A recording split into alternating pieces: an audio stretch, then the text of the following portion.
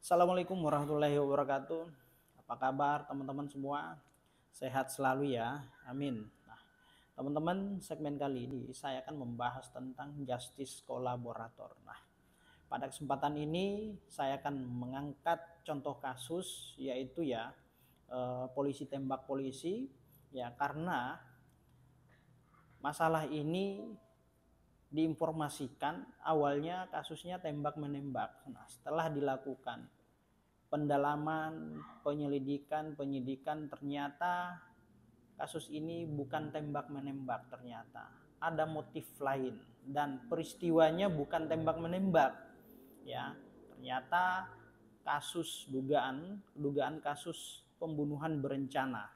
Nah, tentu kasus ini ya kalau kita lihat agak sedikit janggal, terus kemudian agak rumit, sehingga dibutuhkan salah satu pelaku atau tersangka untuk menjadi justice kolaborator. Nah, itu teman-teman ya. Jadi beberapa waktu lalu pihak Kepolisian Negara Republik Indonesia telah mengumumkan dan menetapkan beberapa orang sebagai tersangka dugaan pelaku pembunuhan Brigadir J, ya, di mana salah satu para pelaku atau tersangka bersedia menjadi justice kolaborator karena perkara ini memang dianggap agak janggal, sulit, ya. Lalu kemudian dibutuhkan salah satu pelaku atau tersangka untuk mengungkap fakta yang sebenarnya agar masalah ini menjadi terang benderang. Nah, oke, baik teman-teman, justice kolaborator ya. Justice kolaborator ini dasar hukumnya ya. Jadi diatur di dalam Undang-Undang Nomor 31 Tahun 2014 atas perubahan Undang-Undang Nomor 13 Tahun 2006 tentang perlindungan saksi dan korban. Nah, selain itu diatur juga di SEMA ya, Surat Edaran Mahkamah Agung Nomor 4 Tahun 2011. Nah, selain itu juga ada peraturan bersama antara Menkumham, terus kemudian Kapolri, KPK, dan juga LPSK atau Lembaga Perlindungan Saksi dan Korban. Nah, itu ya teman-teman dasar hukumnya di situ ya. Nah, lalu kemudian apa sih justice kolaborator itu ya? Justice kolaborator itu adalah tersangka atau pelaku tindak pidana yang bekerja sama dengan aparat penegak hukum untuk membongkar dan membuat terang kasus tersebut, ya, terutama motifnya apa dan siapa pelaku utamanya. Nah, jadi ya orang yang dijadikan sebagai saksi justice kolaborator ini adalah bagian dari pelaku ya, atau yang sudah ditetapkan sebagai tersangka. Dia bagian dari pelaku perbuatan tindak pidana ya. Nah, itu teman-teman. Nah, juga perkara eh, tidak semua masalah atau kasus tindak pidana dapat diajukan pelakunya sebagai justice kolaborator ya. Jadi tidak semua ya. Jadi yang sifatnya hanya extraordinary saja, extraordinary crime. Nah, seperti misalkan tindak pidana korupsi, tipikor, human trafficking atau perdagangan orang, narkotika, dan kasus pidana yang sifatnya terorganisir lainnya. Nah, itu teman-teman ya. Nah, lalu kemudian orang yang seperti yang saya sampaikan tadi, bahwa orang yang hendak memberikan keterangan atau saksi atau justice kolaborator adalah pelaku tindak pidana, tetapi dia bukan daripada pelaku utama ya. Jadi dia itu hanya berfungsi atau berperan sebagai misalkan turut serta, membantu, atau melihat, menyaksikan, atau merasakan terjadinya suatu peristiwa tindak pidana. Nah, itu ya teman-teman. Nah, dalam suatu peristiwa tindak pidana, contoh kasus Brigadir J ini ya telah dihilangkan nyawanya, telah dibunuh oleh beberapa orang atas perintah seseorang.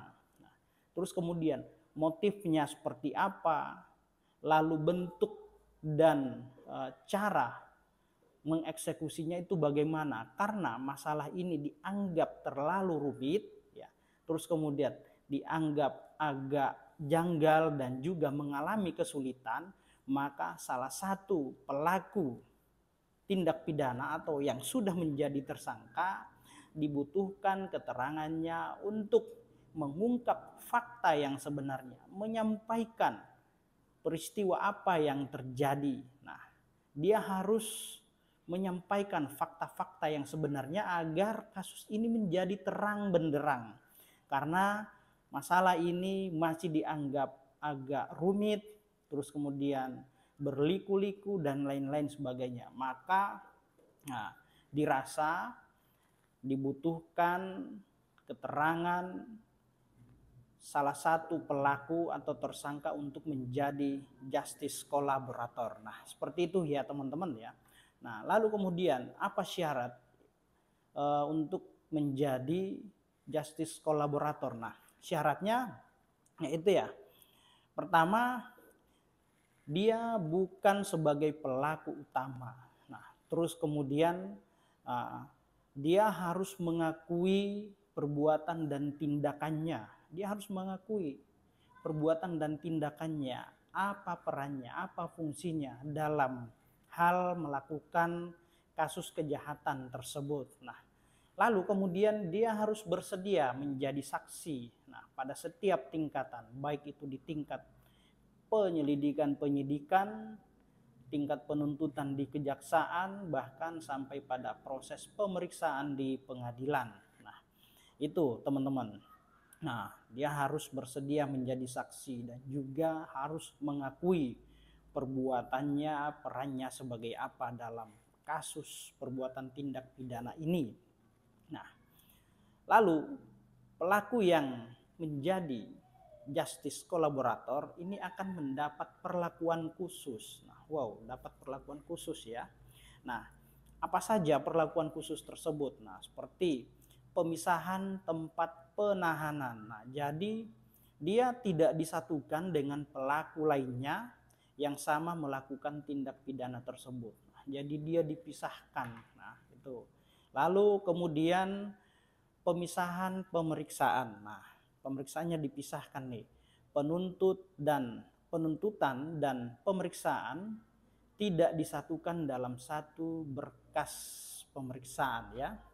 Tidak disatukan. Nah, kemudian memberikan kesaksian itu tidak di hadapan atau tidak berhadap-hadapan secara langsung dengan para terdakwa lainnya yang sedang diungkap kasusnya. Nah, jadi posisinya pada saat dilakukan pemeriksaan di persidangan sebagai saksi atau justice kolaborator, ya posisinya tidak dihadap-hadapkan atau berhadap-hadapan dengan para pelaku lainnya atau tersangka terdakwa lainnya. Nah, itu.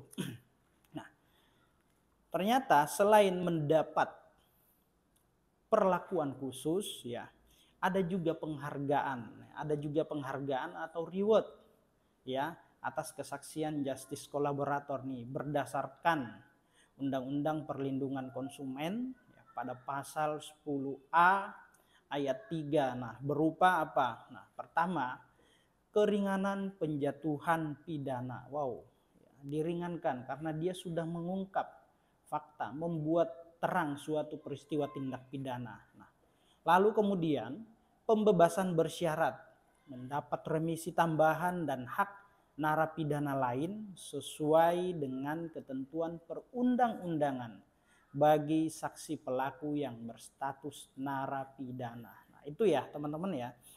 Jadi pada saat menjadi saksi atau justice kolaborator terhadap peristiwa kasus pidana ya, ini akan mendapat reward atau penghargaan ya, seperti ya keringanan penjatuhan hukuman. Namun ya itu tidak serta-merta. Semuanya dikembalikan kepada yang mulia majelis hakim. Ya, apakah yang mulia majelis hakim merasa keterangan justice kolaborator atau pelaku ya sebagai saksi ini dipertimbangkan apakah penjatuhan pidananya diringankan, dibebaskan, dilepaskan atau seperti apa. Semua tergantung pada keputusan yang mulia majelis hakim ya, teman-teman. Nah, jadi itu ya, teman-teman, Bapak Ibu semua ya. Mengenai justice kolaborator ya. Nah, semoga apa yang saya sampaikan bermanfaat untuk kita semua, teman-teman. Apabila ada yang hendak ingin disampaikan atau didiskusikan, dapat mengisi kolom komentar di channel ini ya. Oke, baik teman-teman, demikian. Assalamualaikum warahmatullahi wabarakatuh. Salam.